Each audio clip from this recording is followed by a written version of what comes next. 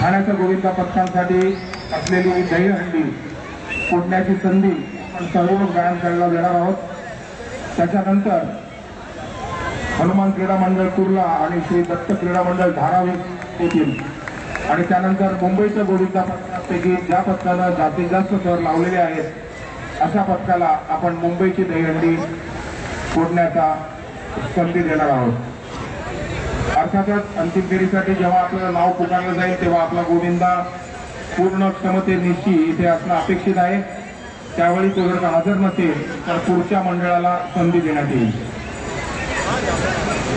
आपल्या सगळ्यांच्या साथीनं सकाळपासून जवळजवळ गेले 12 तास हा महादहीहंडी अतिशय जल्लोषात आणि उत्साहात सुरू आहे। शांततेत मंगलमय पवित्र वातावरणात हा साजरा होतो आहे आणि याचं श्रेय जसं आयोजक राजन विचारे यांना आहे तसंच त्यांना साथ देणाऱ्या सगळ्या गोविंदा पथकांचा आहे, आपल्या सर्व ठाणेकर नागरिकांचा आहे। स्वराज्याचे 3 थर झालेले आहेत, 4, 5 आणि 6वा थर उभा राहिलेला आहे आणि चांगल्या पद्धतीनं आता फक्त काळजीपूर्वक या, खाली येताना सावकाश या, घाई करू नका, कुठल्याही संकटाला आमंत्रण देऊ नका, हळू हळू हळू।